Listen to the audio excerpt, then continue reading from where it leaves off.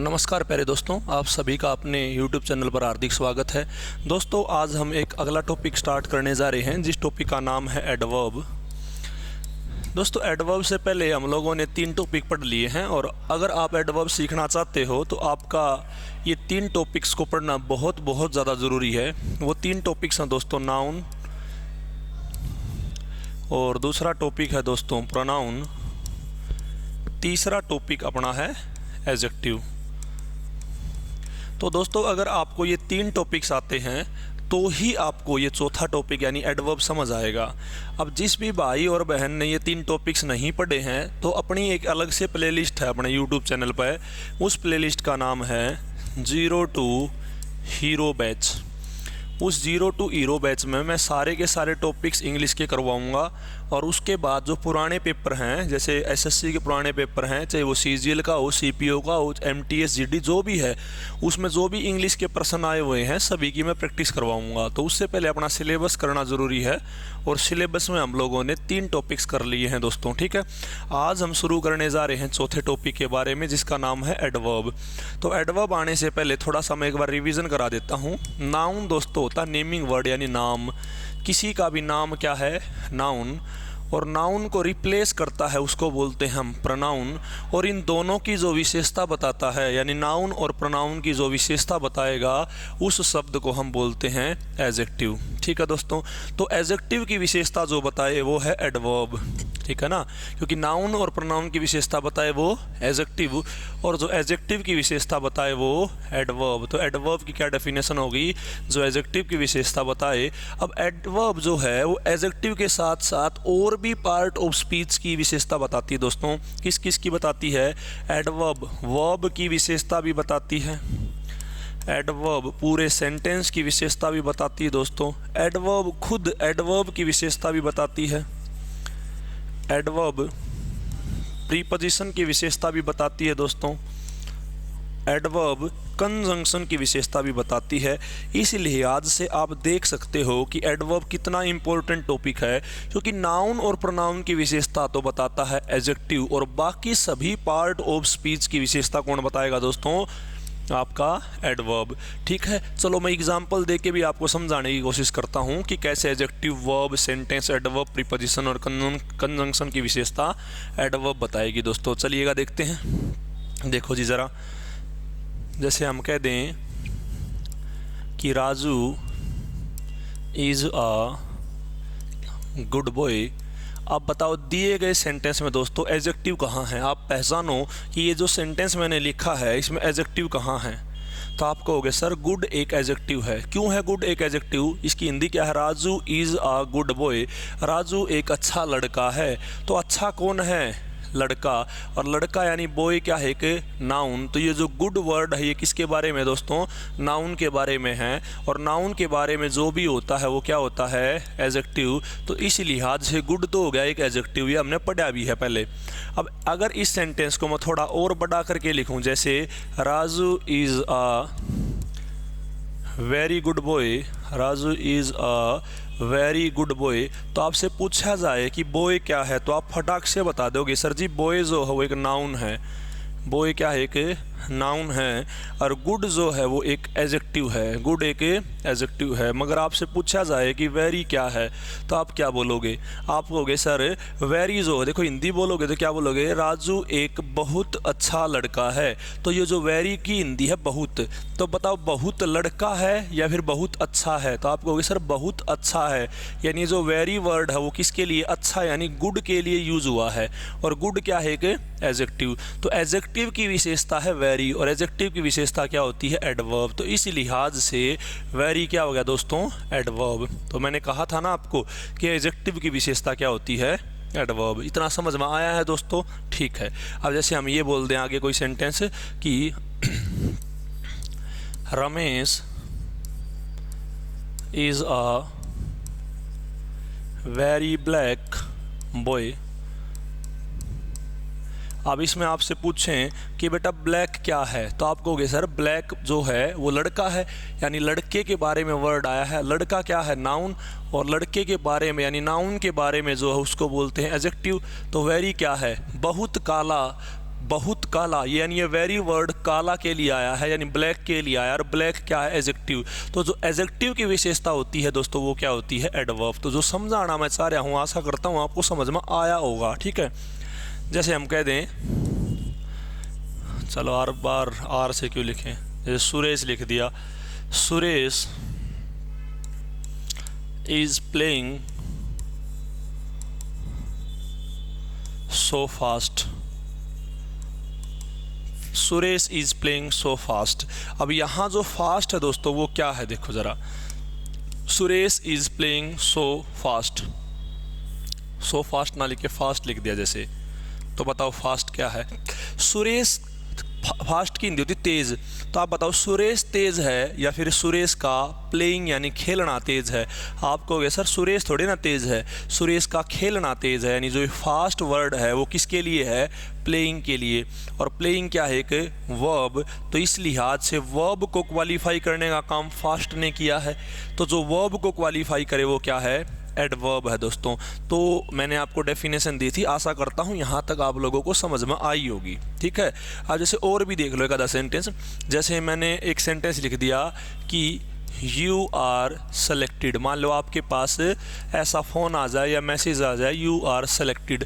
अब ये सेंटेंस बहुत मज़ा आया ये सेंटेंस सुन के पढ़ के, लेकिन अगर ऐसा सेंटेंस हो जाए, अगला ही सेंटेंस, अगला ही मैसेज ये आ जाए, यू आर नॉट सेलेक्टेड, तो बताओ सारे मूड की ऐसी तैसी किसने कर दी, जो सारा मूड है पूरा का पूरा सेंटेंस बिगाड़ दिया दोस्तों, किसने, एक अकेले शब्द ने, नोट ने। यानी इस नोट की वजह से पूरा का पूरा सेंटेंस खराब हो गया। प्यारे दोस्तों समझ में आई है, यानी इस नोट ने पूरा सेंटेंस ही प्रभावित कर दिया। और मैंने आपको बताया था पूरे सेंटेंस को भी जो क्वालिफाई कर दे उसको क्या बोलते हैं, एडवर्ब। तो आपसे पूछा जाए कि भैया जी ये नोट क्या है, तो आप कहोगे सर जी नोट एक एडवर्ब है। तो एडवर्ब की डेफिनेशन समझ में आई है भैया जी, क्योंकि जब तक आपको किसी टॉपिक की डेफिनेशन समझ नहीं आएगी तब तक आपका उस टॉपिक के बारे में प्रैक्टिस करना बेकार है मेरे हिसाब से। कि कोई भी टीचर सब एक्सपीरियंस्ड है, सभी मुझसे ज़्यादा अच्छा पढ़ाते हैं, तो सबकी अलग अलग थिंकिंग, अलग अलग स्टाइल है। लेकिन मेरा पर्सनल मानना ये है कि जब तक आपको डेफिनेशन नहीं आती भाई किसी भी सब्जेक्ट में, नॉट इवन इंग्लिश, किसी भी सब्जेक्ट में अगर आप लोगों को डेफिनेशन के बारे में नहीं पता, कॉन्सेप्ट के बारे में नहीं पता है, चाहे आप साइंस में लेकर देख लो, अगर आपको कॉन्सेप्ट नहीं पता, डेफिनेशन नहीं पता उस चीज़ के बारे में, मान लो आपको एटम की परिभाषा ही नहीं पता, तो आप एटम के बारे में कितने भी न्यूमेरिकल प्रैक्टिस कर लो उसका कोई भी फ़ायदा या लाभ नहीं है दोस्तों। चलिएगा, यहाँ तक हमने डेफिनेशन पढ़ी है एडवर्ब की। अब हम एडवर्ब के टाइप्स पढ़ते हैं दोस्तों। ठीक बन रही है वीडियो, चलो तो एडवर्ब के टाइप्स पढ़ते हैं। पहली वीडियो है दोस्तों, पहली एडवर्ब अपनी एडवर्ब ऑफ प्लेस। कौन सी एडवर्ब है, एडवर्ब ऑफ प्लेस। दोस्तों बिल्कुल आसान सी बात है, प्लेस का मतलब होता है जगह। तो जगह आप किसी से भी कैसे पूछते हो, आप बताओ। जैसे मैं आपको बोल दूं कि भैया आप सभी को मेरी तरफ से एक भव्य पार्टी मिलेगी, तो आप कहोगे कहाँ मिलेगी जनाब, कहाँ। तो कहाँ से आप क्या पूछना चाह रहे हो, जगह। तो जो भी कहाँ हो तो कहाँ का उत्तर क्या होगा, एडवर्ब ऑफ प्लेस। या फिर कह दो हरियाणवी में कड़ है या कठ है, किंगन है, या फिर इंग्लिश में वेयर। तो जो वेयर का उत्तर बनेगा दोस्तों वो अपने आप में क्या है, एडवर्ब ऑफ प्लेस। जैसे मैं ये कह दूं कि भाई जैसे है ना, तुम दिल की, जैसे गाना है, तुम दिल की धड़कन में रहते हो, तुम दिल की धड़कन में रहते हो। तो दोस्तों जो ये सेंटेंस है, तुम दिल की धड़कन में रहते हो, दिए गए सेंटेंस में दोस्तों ये दिल की धड़कन में क्या है, तो ये दिल की धड़कन में जगह है। तुम रहते हो, कहाँ रहते हो, दिल की धड़कन में। तो ये दिल की धड़कन में क्या है, एक प्लेस है। यानी ये किसका उत्तर दे रहा है, वेयर का, यानी कहाँ का। तो वेयर का उत्तर दे वो अपने आप में क्या होता है दोस्तों, एडवर्ब ऑफ प्लेस। समझ में आई है या नहीं आई दोस्तों बात, ठीक है। तो एडवर्ब ऑफ प्लेस को पहचान लोगे। जैसे और भी हैं, जैसे मैं कह दूं राधा रीच्ड होम और आपसे पूछ लिया जाए कि ओम क्या है, बताओ दोस्तों क्या है ओम। तो मैं आपसे पूछूं राधा रीच्ड वेयर, राधा कहाँ पहुँच गई थी, तो आपको कहाँ क्या घर पहुँच गई थी। तो ये ओम किसका उत्तर दे रहा है, कहाँ का। और वो जो भी कहाँ का उत्तर दे वो इसका मतलब इंग्लिश में वेयर का उत्तर दे रहा है, और वेयर का उत्तर देने वाला शब्द है एडवर्ब ऑफ प्लेस। प्यारे दोस्तों इतना समझ में आया है, पक्की बात होगी। तो आशा करता हूँ आपको एडवर्ब ऑफ प्लेस समझ में आई होगी, ठीक है।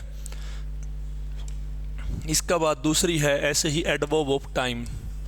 दोस्तों YouTube पर ज़्यादा उदाहरण देने पॉसिबल नहीं है क्योंकि वीडियो हो जाती है लंबी। तो अगर कुछ भी समझ ना आए तो आप कमेंट करके बता दिया करो, इससे ये रहेगा कि वीडियो किस प्रकार आपके लिए बनाई जानी चाहिए, क्योंकि ये जो वीडियोज़ बनाई जा रही हैं आपके लिए ही बनाई जा रही हैं, ठीक है। चलो तो अगली है एडवर्ब ऑफ टाइम। तो टाइम कैसे पूछते हैं हम किसी से भी, टाइम हम पूछते हैं कब। मैं कहूँ कि भैया पार्टी होगी, आप कहोगे कब होगी, कब से क्या पूछ रहे हो, समय पूछ रहे हो। तो कब को इंग्लिश में बोलते हैं व्हेन। यानी आपको टाइम पूछना हो तो या तो दोस्तों आप कब से पूछते हो या फिर किससे पूछते हो, व्हेन से, ठीक है भैया जी। तो टाइम बताने वाली यानी एडवर्ब ऑफ टाइम कौन सी होती हैं, जो टाइम बताएं या फिर कब या फिर व्हेन का उत्तर दें। जैसे अगर मैं कहूँ आई कम टू एकेडमी ऑन, या कम टू एकेडमी डेली, रोज़ ही आता हूँ, ठीक है। तो आपसे पूछा था दोस्तों, दिया गया जो सेंटेंस है उसमें एकेडमी क्या है, तो एकेडमी दोस्तों जगह है। आई कम टू वेयर, मैं कहाँ आता हूँ, तो टू एकेडमी क्या है, वेयर का उत्तर दे रही है, इसलिए एडवर्ब ऑफ प्लेस, ठीक है। और आई कम टू एकेडमी व्हेन, कब आता हूँ, आप डेली आते हो, तो डेली किसका उत्तर दे रहा है, कब का, यानी व्हेन का। तो ये क्या है, एडवर्ब ऑफ टाइम। इतनी बात समझ में आई है दोस्तों। जैसे और भी सेंटेंस ले लो, जैसे कह दें सुरेश रीच्ड हेयर यस्टरडे। तो बताओ दोस्तों इस सेंटेंस में एयर क्या है, तो आप कहोगे सर एयर तो जगह को बता रहा है, और जगह को बता रहा है तो ये एडवर्ब ऑफ प्लेस है। अब इनको याद मत करने लग जाना आप कि एयर है, देयर है, इनसाइड है, आउटसाइड। ये मैंने जानबूझकर आपको पहले ही नहीं लिखवाया, वरना मैं एडवर्ब ऑफ प्लेस में ही लिखवा देता आपको। आप याद नहीं करोगे, बस सिंपल समझो जो वेयर का उत्तर दे वो एडवर्ब ऑफ प्लेस है। अब याद थोड़ी ना करना है। अब जैसे यस्टरडे है, टुडे है, डेली है, ये मैं याद थोड़ी ना करवाऊंगा आपको। याद मत करो, रटो मत चीज़ों को, आप समझो इस चीज़ को कि सुरेश रीच्ड वेयर, वेयर का उत्तर दे तो याद मत करो, वेयर का उत्तर देते ही क्या, adverb of place. Suresh reached when, कब पहुंचा, यस्टरडे, कल पहुंचा है, तो व्हेन का उत्तर दिया तो ये क्या होगा अपने आप में एडवर्ब ऑफ टाइम। समझ में आया है दोस्तों। तो ये रटने मत लग जाना कि एयर है, देयर है, इनसाइड है, आउटसाइड है, समझ रहे हो, ये एडवर्ब ऑफ प्लेस होती है, रटो मत। जो उत्तर देगा किसका, वेयर का, वो एडवर्ब ऑफ प्लेस, और जो उत्तर देगा व्हेन का वो है एडवर्ब ऑफ टाइम। दोस्तों इतना समझ में आया है। चलिएगा तीसरी एडवर्ब पर चलते हैं दोस्तों। तीसरी एडवर्ब है अपनी adverb of manner. Adverb of manner दोस्तों, मैनर का मतलब होता है ढंग या फिर तरीका। किसी भी काम को करने का तरीका हम पूछते हैं हाउ, यानी कैसे से। भाई किसी से भी आप कोई तरीका पूछना चाह रहे हो तो इंग्लिश में आप बोलोगे कैसे, और हिंदी में इंग्लिश में आप बोलोगे हाउ, और हिंदी में आप बोलोगे कैसे, ठीक है। जैसे मान कर चलो कि स्कूल में कोई जादूगर है, खेल दिखाने आ गया, या वो अखबार से फूल वगैरह बनाता था, तो हम पूछते थे कैसे किया। तो ये कैसे से आप क्या पूछना चाह रहे हो, कैसे से हम तरीका पूछ रहे हैं दोस्तों, उस काम को करने का तरीका। तो जो भी कैसे से पूछा जाए सवाल तो उसका उत्तर होता है एडवर्ब ऑफ मैनर, ठीक है दोस्तों। जैसे उदाहरण देता हूँ मैं ये कहूँ राधिका सिंग्स स्वीट, राधिका मीठा गाती है, तो बताओ ये उसका तरीका है, राधिका के गाने का तरीका है, वो कैसा गाती है, स्वीट। तो ये क्या हो गया, एडवर्ब ऑफ मैनर हो गया दोस्तों, ठीक है।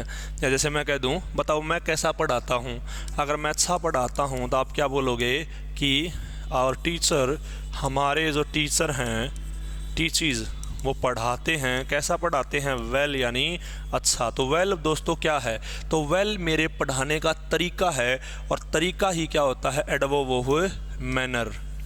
क्या होता है दोस्तों, एडवर्ब ऑफ मैनर। तो आशा करता हूँ दोस्तों आपको एडवर्ब ऑफ मैनर भी समझ में आई होगी। जैसे और भी सेंटेंस ले लो, जैसे मैं कहूँ कि अर्जुन रन्स वेरी फास्ट। तो दोस्तों फास्ट बताओ क्या है? फास्ट अर्जुन के दौड़ने का तरीका है कि अर्जुन तेज दौड़ता है। तो अर्जुन तेज दौड़ता है, ये उसके दौड़ने का तरीका है। अब तरीका चाहे दौड़ने का हो, खाने का हो, पढ़ाने का हो, तरीका चाहे किसी भी चीज़ का हो, तरीका होता है एडवर्ब ऑफ मैनर। अब हम ये कन्फर्म कैसे करेंगे कि ये तरीका है? अगर वो हाउ इंग्लिश में और कैसे हिंदी में, इन दो शब्दों का उत्तर बन रहा है, तो वो अपना आप में एडवर्ब ऑफ मैनर है। तो दोस्तों एडवर्ब ऑफ मैनर समझ में आई होगी। इसके साथ हमने 3 एडवर्ब समझ ली हैं। अब चौथी एडवर्ब की बारी है दोस्तों, जिसका नाम है एडवर्ब ऑफ फ्रीक्वेंसी। चौथी एडवर्ब है प्यारे दोस्तों एडवर्ब ऑफ फ्रीक्वेंसी। दोस्तों फ्रीक्वेंसी शब्द आप लोगों ने साइंस में भी पढ़ा होगा। आवृत्ति, नंबर ऑफ ऑसिलेशंस और वाइब्रेशंस पर यूनिट टाइम को ही हम क्या कहते हैं? फ्रीक्वेंसी। अब जिन लोगों ने साइंस नहीं पढ़ी, इसका सिंपल सा मतलब जान लो। फ्रीक्वेंसी का मतलब है कौन सी चीज़ कितनी बार हो रही है। 1 बार, 2 बार, 3 बार, कितनी भी, चाहे 0 बार हो रही है, कितनी बार। अगर ये बार शब्द कहीं भी यूज हो रहा है दोस्तों, तो इसका मतलब हम किस बारे में बात कर रहे हैं? एडवर्ब ऑफ फ्रीक्वेंसी के बारे में बात कर रहे हैं दोस्तों। समझ रहे हो?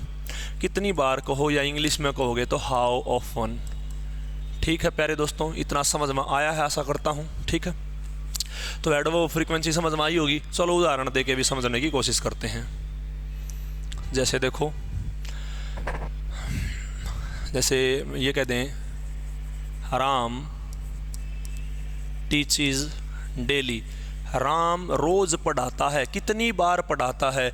अगर वो काम प्रतिदिन हो, हर दिन हर दिन हर दिन हो, रोज़ रोज़ काम हो, तो उसको बोलते हैं डेली। तो ये डेली क्या है दोस्तों? टाइम भी बता रही है, तो ये एडवर्ब ऑफ टाइम भी है, और ये कितनी बार का भी उत्तर दे रही है, तो इसीलिए डेली दोनों प्रकार की एडवर्ब है। डेली एडवर्ब ऑफ फ्रीक्वेंसी भी है और डेली एडवर्ब ऑफ टाइम भी है दोस्तों। इतनी बात समझ में आई है?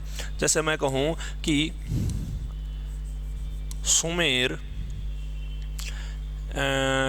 Sumer takes T. सुमेर चाय लेता है वंस इन अ डे, दिन में 1 बार। तो बताओ दोस्तों वंस इन अ डे क्या है? तो आप कहोगे sir once in a day एक फ्रीक्वेंसी है, एक फ्रीक्वेंसी बताने वाली एडवर्ब है, तो ये क्या होगी? Adverb of frequency. समझ में आया है दोस्तों? जो कितनी बार बताए।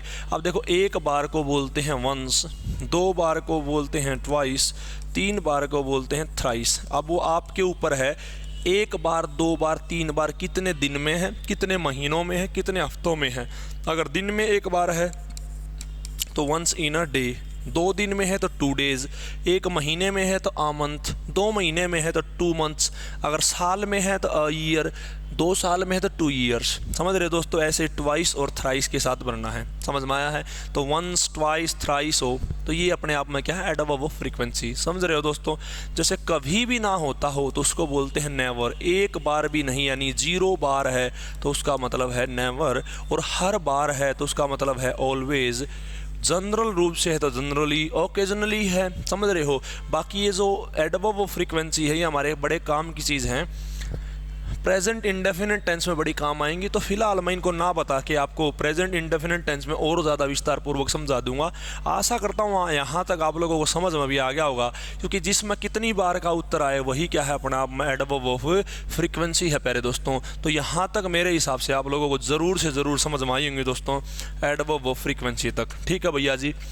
अब 5वें नंबर पर अपनी अगली एडवर्ब है एडवर्ब ऑफ एक्सटेंट। दोस्तों एक्सटेंट का मतलब होता है मात्रा। तो किसी भी चीज़ की मात्रा बताएं, यानी हाउ मच, कितना या फिर कितनी, इसका उत्तर दे, वो होता है एडवर्ब ऑफ एक्सटेंट। जैसे कुछ भी है, मच ज़्यादा है या फिर लेस कम है, तो ये मात्रा बताने वाले शब्द हैं दोस्तों। और जो मात्रा बताने वाले शब्द होते हैं वही क्या होते हैं? Adverb of extent. आया होगा समझ में? उसके बाद प्यारे दोस्तों अगली है adverb of comparison. Adverb of comparison. तो दोस्तों जो एडवर्ब कंपैरिजन का काम करे उसी को बोलते हैं एडवर्ब ऑफ कंपैरिजन। जैसे मैं एक सेंटेंस लिखूं कि she is more beautiful, she is more beautiful then you. ये जो सेंटेंस लिखा है दोस्तों, इस सेंटेंस को विवाहित पुरुष कृपया अपने घर पर न दोहराएं, ये खतरनाक साबित हो सकता है। केवल अविवाहित सिर्फ और सिर्फ क्लास में और पढ़ने के लिए कॉपी में इसको लिख सकते हैं, वो भी अपने घर पर ना दोहराएं, ठीक है। She is more beautiful then you. अब ये जो सेंटेंस है दोस्तों, यहाँ मोर क्या है दोस्तों, ये मोर एक एडवर्ब है। क्यों है? क्योंकि ब्यूटीफुल पॉजिटिव डिग्री थी, और पॉजिटिव डिग्री मतलब एडजेक्टिव है, और इस एडजेक्टिव की पॉजिटिव डिग्री को कंपैरेटिव डिग्री बनाया है किसने? मोर ने। यानी मोर ने एडजेक्टिव को प्रभावित किया है, और जो एडजेक्टिव को प्रभावित करे, क्वालिफाई करे, वो होता है एडवर्ब। लेकिन कैसे प्रभावित किया है?